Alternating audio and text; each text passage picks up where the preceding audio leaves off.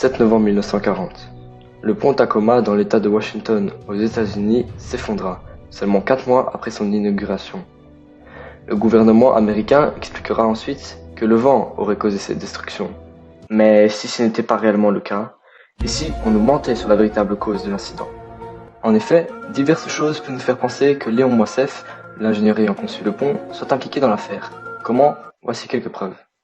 Voici un relevé de compte bancaire de Léon Moisseiff, l'ingénieur qui a fabriqué le pont avant la chute du pont de Tacoma. Ils ont été dévoilés après sa mort, et c'est assez étrange qu'un seul ingénieur civil puisse gagner une telle somme d'argent. Et là, un autre relevé de compte, mais après la chute du pont de Tacoma. N'est-ce pas étrange? On voit d'année en année de plus en plus d'argent qui rentre dans son fameux compte bancaire. N'est-ce pas étrange? Ce n'est pas tout. On voit dans plusieurs photos Léon Moisseiff avec une personne qui revient chaque fois.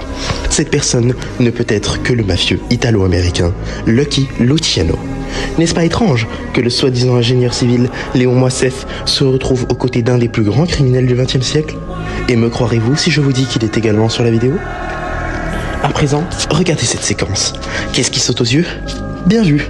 Si on fait un arrêt sur image, on voit clairement le mafieux Luciano. Bizarre, n'est-ce pas? Si on fait un autre arrêt sur image, on voit très clairement Al Capone, l'un des plus célèbres gangsters américains du XXe siècle. Celui-là même qui a inspiré le film Scarface. Un peu plus loin dans la vidéo, à votre avis, à qui ressemble cette personne? Exactement, à John McCloy. Cet homme est le haut commissaire des États-Unis. Et que fait-il donc là à ce moment? Coïncidence? Je ne pense pas. Toutes ces preuves montrent l'implication de Léon Moisseiff dans un cartel de drogue. En effet, les revenus considérables de cet ingénieur nous poussent à dire que Léon Moisseiff n'était autre qu'un baron de la drogue américain. Tous les criminels qui étaient présents avec lui dans la vidéo étaient donc ses acolytes. En effet, avant la chute du pont, nous avons remarqué qu'il gagnait par année entre 1 et 2 millions de dollars. Et après la chute du pont, il gagnait entre 3 et 9 millions de dollars. N'est-ce pas bizarre? L'ingénieur Léon Moisseiff avait un très grand rival dans sa vente de drogue, et son rival était connu pour avoir de très grands bénéfices, en utilisant le pont de Tacoma pour acheminer sa drogue plus rapidement dans l'État de Washington, ce qui faisait qu'il avait une quantité de marchandises beaucoup plus importante que celle de Moisseiff, et avait donc un plus grand nombre de clients.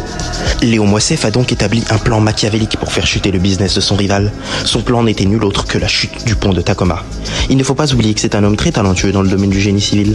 Il a donc fait appel à ses amis Luciano et Al Capone pour avoir des hommes de main afin d'affaiblir le pont, pour qu'au prochain coup de vent, il se détruise. Léon Moisseiff avait pensé à tout, et a donc fait appel à son ami d'enfance, John McCloy, pour qu'au moment du sabotage du pont, les hommes de main du cartel pouvaient travailler tranquillement, car John McCloy a prétendu que ces travailleurs n'étaient là que pour de simples réparations du pont. C'est pour cela que dans la vidéo, nous voyons Luciano, Al Capone, qui ne regardent même pas le pont. La preuve qu'ils savent tout. Ce pont n'est jamais tombé de la façon dont l'État l'a dit, mais a bien été saboté par la mafia. L'État nous ment, et nous ment depuis le début. Il ne faut jamais garder en tête ce que l'État nous dit. Car la preuve, c'est que même des hauts placés tels que John McCloy peuvent être soudoyés. Donc l'État aussi peut être totalement corrompu. Et tout ce qui est dit aux journaux télévisés, tout ce que les hommes politiques nous disent sur les catastrophes ou les événements, peut être une chose totalement fausse. Car ils sont prêts à tout pour cacher la vérité. Maintenant, vous ne pouvez pas dire que vous ne saviez pas.